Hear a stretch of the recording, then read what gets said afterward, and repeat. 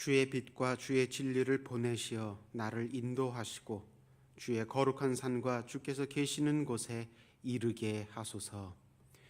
어둠과 거짓이 가득한 세상에 우리의 빛과 진리 되시는 주님, 오늘도 이른 아침부터 주님 가까이 나와 말씀과 계시로 이 하루를 열게 하시니 감사합니다.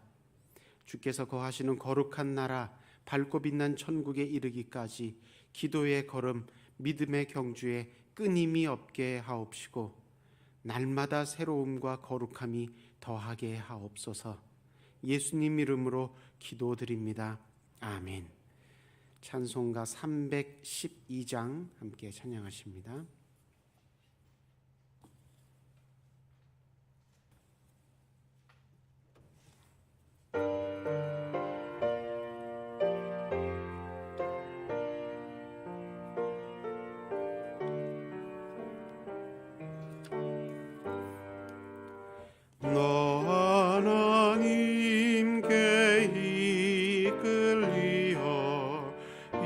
평생 주만 바라며 어려울 때 힘 주시고 언제나 지켜주시리.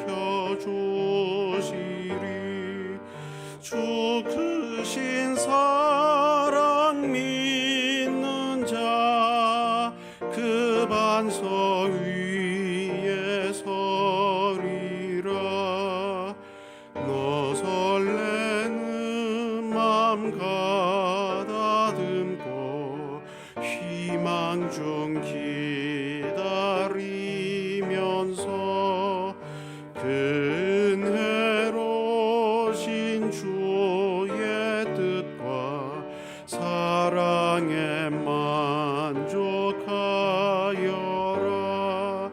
우리를 불러주신 주 마음에 소원하신가.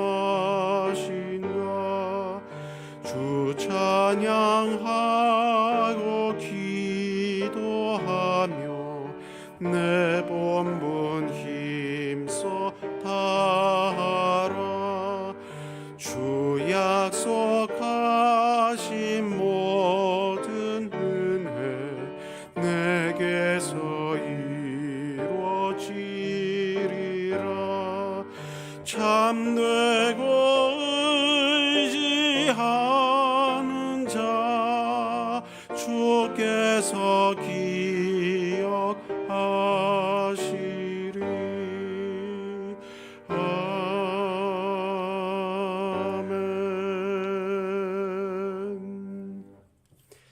323장 한 장 더 찬양하시겠습니다.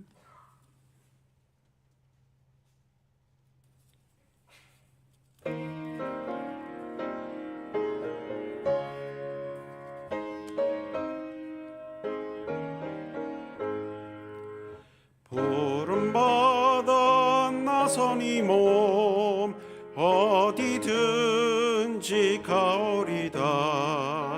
괴로우나 즐거우나 주만 따라가오리니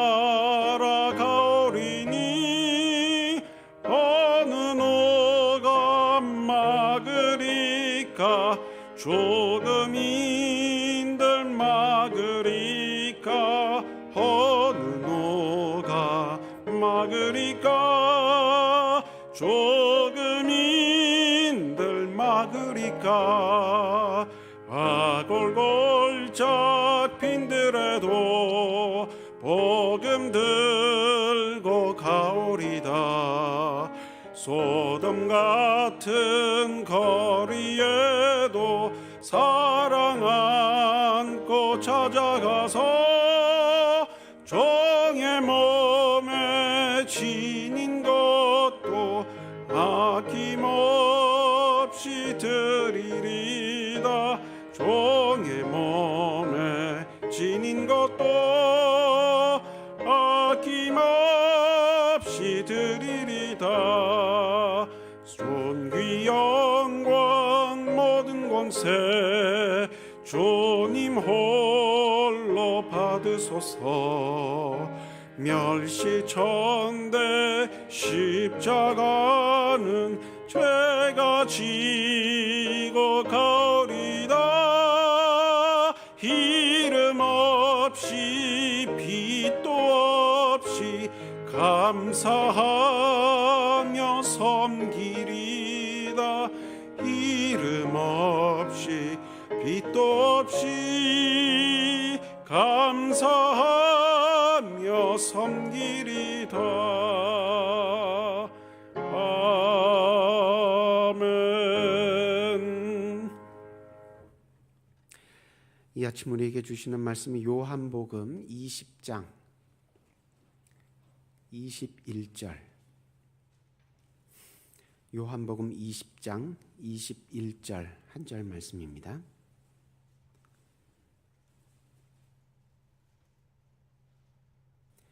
요한복음 20장 21절을 한 목소리로 함께 읽겠습니다.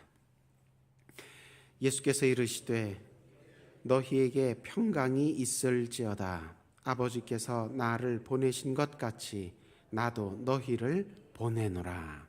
아멘. 성령 강림절 이후 성령의 계절에 교회는 어떤 성격, 어떤 특징을 가지고 신앙생활하는 사람들인지에 대해서 계속 말씀을 전하고 있습니다. 주신 말씀을 마음에 품고 오늘날 나의 신앙생활은 어떠한지 돌아보고 살펴보고 가다듬고 바로잡는 은혜가 있으시기를 소망합니다. 초대교회 믿음의 조상들은 교회의 성격 특징을 네 가지의 성격 특징에 대해서 네 가지를 꼽았습니다. 교회는 하나고 거룩하고 공적이며 사도적인 교회다. 콘스탄티노플 신조에서 이렇게 가르친 이래 1600년 동안 기독교회는 이 네 가지 성격을 자기의 성격으로 받아들이고 자기 이해로 받아들이고 지금까지 이 성격을 생각하면서 여기서 벗어나지 않으려고 잃지 않으려고 노력해오고 있습니다.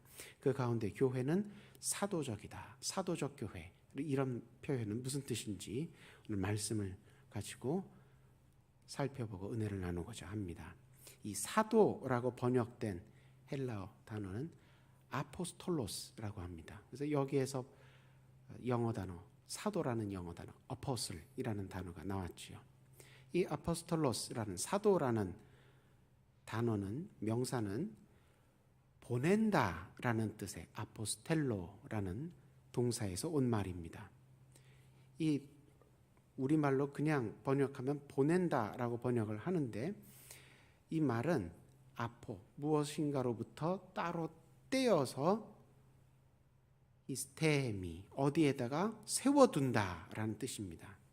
그래서 이 아포스텔로라는 말은 아포스톨로스, 사도라는 말은 그냥 이렇게 가라고 해서 간 사람이 아니라 그냥 막연하게 보내심 받은 게 아니라 어떤 임무를 그에게 맡기고 그에 걸맞는 직위를 부여해서 어느 지역으로 파견한다, 파송한다 이런 뜻입니다.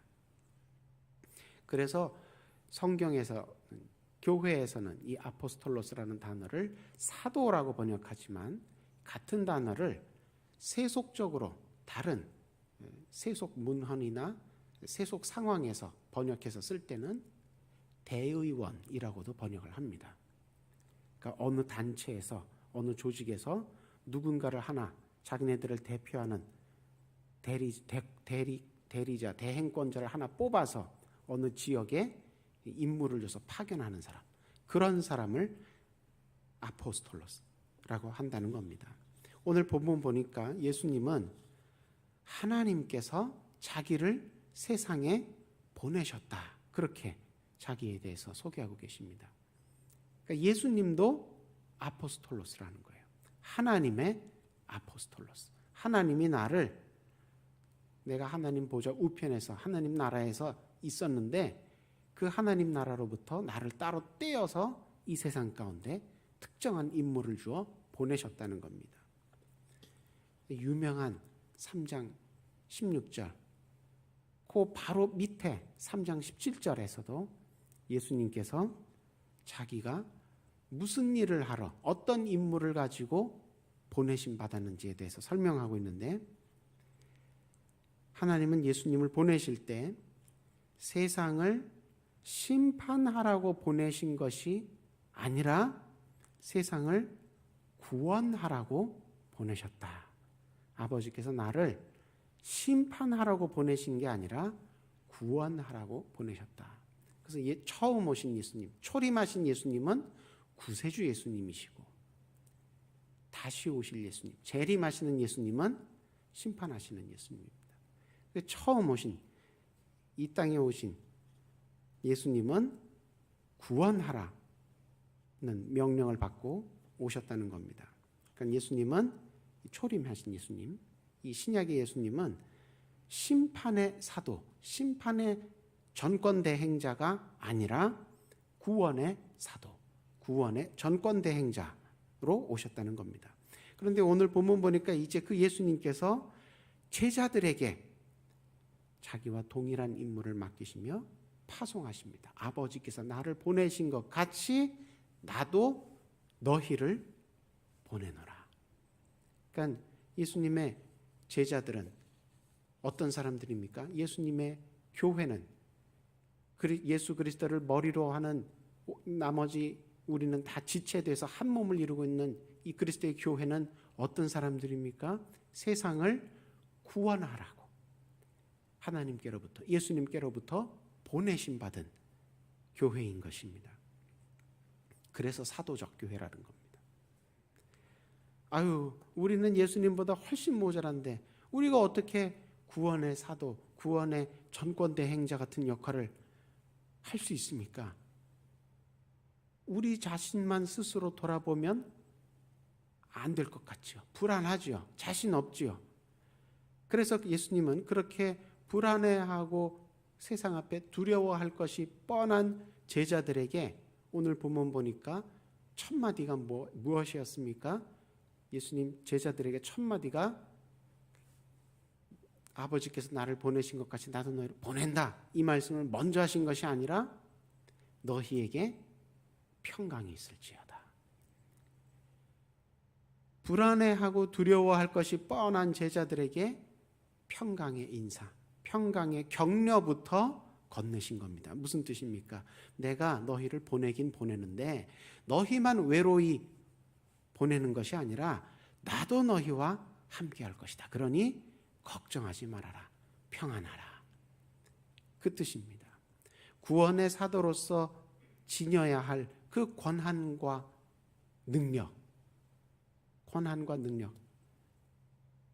한마디로 권능, 이 구원의 사도로서 지녀야 할 이 권능은 내가 시마다 때마다 너희에게 공급해 줄 테니 세상 앞에 겁먹지 말고 움츠러들지 말고 용기를 내어 나아가라는 것입니다. 예수님도 알고 계시죠.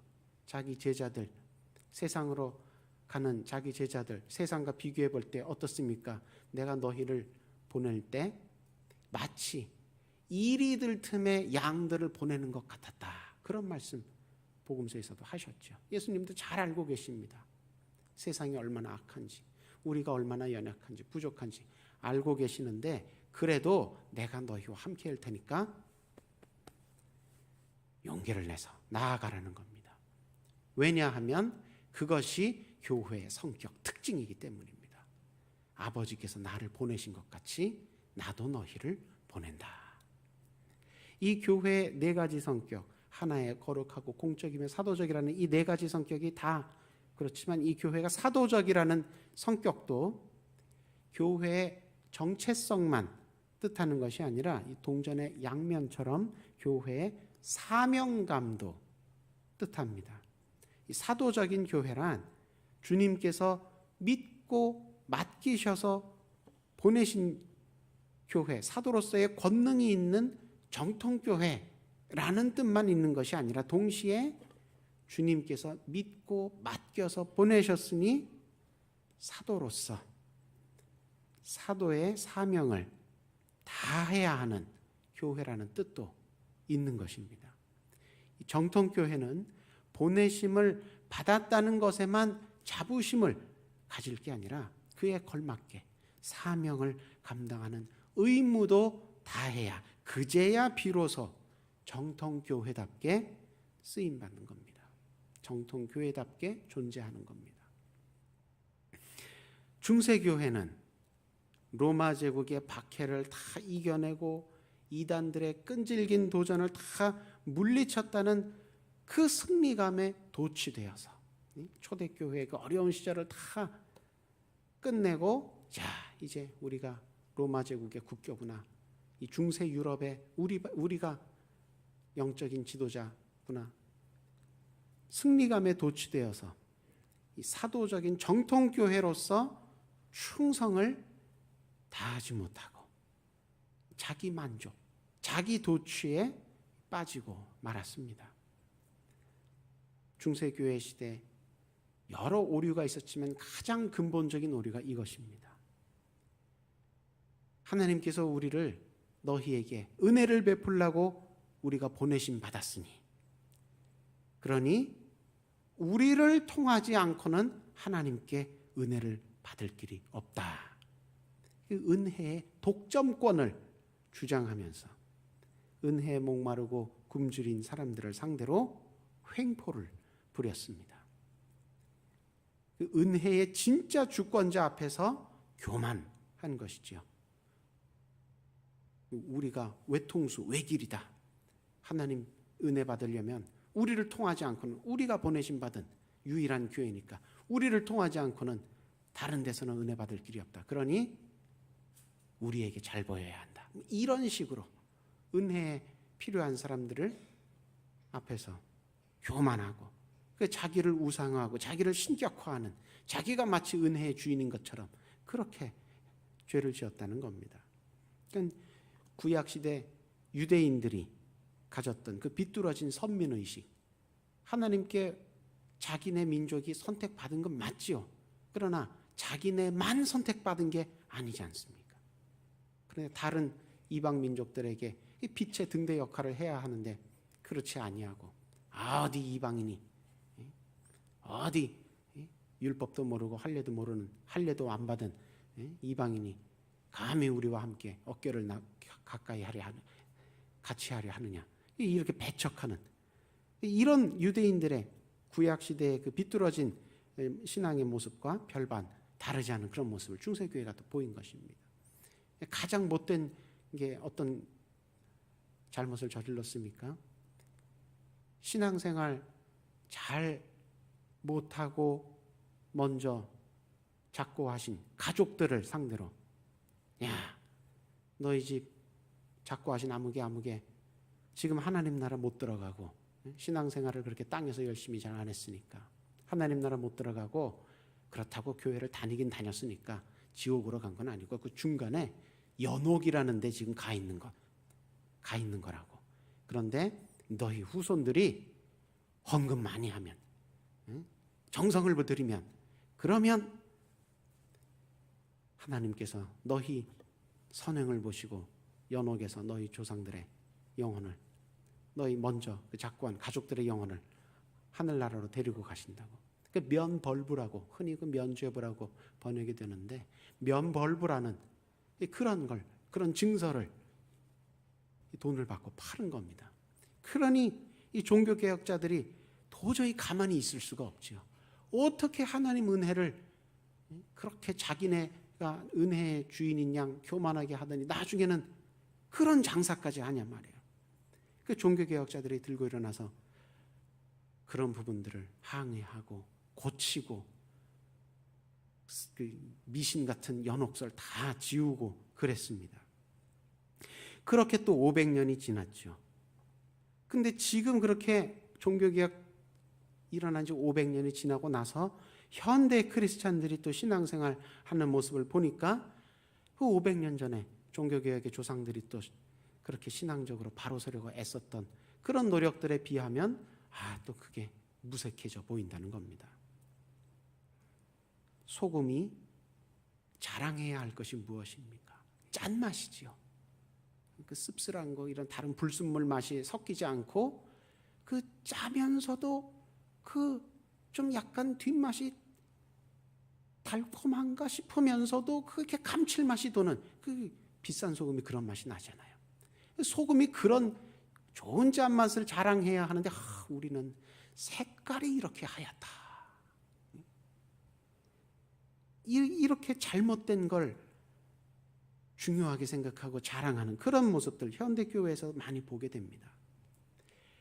여러분, 내가 아무리 평생을 교회를 다녔어도요, 여러분, 우리 집안이 아무리 3대째 4대째 신앙의 집안이라도요, 여러분, 우리 교회가 아무리 지은 지 역사가 100년이 넘었어도요, 또 여러분, 아무리 우리 교회가 이 지역에서 제일 큰 교회라 할지라도요, 색깔이 아무리 그렇게 하얗다 하더라도요, 짠맛이 나지 않으면, 짠맛이 좋지 않으면 자랑할 것이 없는 겁니다. 우리를 보내신 분의 뜻을 따라 맡기신 사명을 다하지 못하면, 그러면 자랑할 게 없는 겁니다. 사도적 교회가 아닌 겁니다. 주님께서 우리 교회를 수유동에 세우신 지 67년이 됐습니다. 67년 동안 67년 전에 한 번 세우고 수고하게 잘해보게 행운을 비네 이게 아니고 67년 동안 매일매일 우리를 수유동에 현대 사도로 보내신 겁니다. 오늘도 마찬가지입니다. 여러분, 내 의지로 내 노력으로 기도하러 나오신 거 아닙니다. 하나님께서 기도하라 아침에 깨우시고 눈 떠지게 하시고 다리에 힘 주셔서 기도하라고 보내신 겁니다. 너희만이라도 이 어두운 세상에 아버지의 마음을 담는 자들로 기도하라, 세워져라, 그렇게 보내신 겁니다. 또 우리가 여기서 모여서 기도하지만 또 이제 끝나면 각자의 자리로 흩어져서 보내심 또 받겠죠. 각자의 자리에서 우리를 부르신 이가 누구시고 우리가 누구로부터 보내심을 받았는지 그런 정체성을 분명히 가져야 합니다. 보내심 받은 교회답게 사명감을 가지고 충성을 해야 합니다. 그래서 꼭 주님께 인정받고 칭찬받는 교회가 되달라고 한 마음으로 기도해야 되는 것입니다. 그렇게 기도하실 때 주님을 증거하고 보여주고 느끼게 해주는 오늘날의 사도, 수유동의 사도로 내가 너를 들어 쓰겠노라. 귀한 응답 받으시는 이 아침 되시기를 주님의 이름으로 축원합니다. 기도하겠습니다. 우리를 향해 놀라운 구원의 계획과 하나님 나라 귀한 선물을 예비하신 주님, 말씀을 통해 하나님의 은혜의 역사 안에 부족하고 연약한 우리를 일꾼으로 부르시고 기쁨과 보람으로 참여하게 하심을 다시 한번 배우고 깨닫게 하시니 감사합니다. 말씀에 힘입어 부르심에 감사하고 세우심에 순종하고 맡기심에 헌신하며 보내심에 충성하길 다짐하고 결단하는 이 아침 되게 하옵소서. 우리 가운데 육신의 연약함으로 인하여 하나님 앞에 기도하고 있는 환자들 위해 오늘도 이 아침 하나님 앞에 기도합니다. 하나님, 어루만져 주시고 친히 안수하여 주셔서 아프고 상한 곳마다 고장난 곳마다 깨끗하게 치유되고 회복되게 하여 주옵소서. 영육간의 회복이 분명하고 완전하게 이루어지게 하여 주시되 특별히 사랑하는 마음으로 간병하고 있는 그 가족들에게도 함께 하여 주옵소서. 또 이 나라의 민족 영육간에 또한 지키시고 붙들어 주셔서 코로나 변종 바이러스와 신천지와 같이 그 마음을 어지럽히는 모든 삿되고 악한 그림자들로부터 다 벗어날 수 있도록 하여 주옵시고 특히 그럴 때에 교회가 앞장서서 사도적인 직분을 잘 감당하여 주님 앞에 나라와 민족이 바로 설 수 있도록 인도하는 귀한 역할 잘 감당케 하여 주옵소서. 불의한 군대로 인하여 미얀마나 우크라이나와 같이 그 나라와 그 민족 그 땅 가운데 영육이 혼란해지고 괴로움을 겪고 있는 지역이 있습니다. 하나님, 그곳에서도 영육 간의 회복이 치유가 일어나게 하여 주옵소서. 천군 천사로 둘러 지키시고 인도하여 주셔서 그 모든 눈에서 눈물을 씻어주시고 한 목소리로 하나님께 감사의 찬양으로 나아가는 그 땅 그 백성들 다 되게 하여 주옵소서. 새 담임 목사님 청빙을 위하여 온 교회가 기도하고 있는 중에 있사오니 하나님 예비하신 목자 잘 기도하는 가운데 분별하여 찾아 세울 수 있도록 하나님 도우시고 또 도와 주옵소서. 마음에 서원한 기도 제목이 있어 주님 앞에 물질과 함께 올립니다. 316에서 323번째, 638번째 하나님 앞에 믿음으로 심사오니 이 물질이 쓰이는 곳마다 하나님 나라 귀하게 크고 힘있게 세워지게 하여 주옵시고 서원하는 모든 기도의 제목들 가운데 30배, 60배, 100배 풍성한 응답으로 함께하여 주옵소서. 기도와 말씀으로 이 하루를 열었사오니 저녁을 맞이하기까지 한 사람도 기도와 말씀에서 떨어지지 아니하고 온전히 주님 뜻 안에서 행하며 살아가는 이 하루 되게 하여 주옵소서. 예수님 이름으로 기도드립니다. 아멘. 하늘에 계신 우리 아버지, 아버지의 이름을 거룩하게 하시며 아버지의 나라가 오게 하시며 아버지의 뜻이 하늘에서와 같이 땅에서도 이루어지게 하소서. 오늘 우리에게 일용할 양식을 주시고 우리가 우리에게 잘못한 사람을 용서하여 준 것 같이 우리 죄를 용서하여 주시고 우리를 시험에 빠지지 않게 하시고 악에서 구하소서. 나라와 권능과 영광이 영원히 아버지의 것입니다. 아멘. 자유롭게 기도하십니다.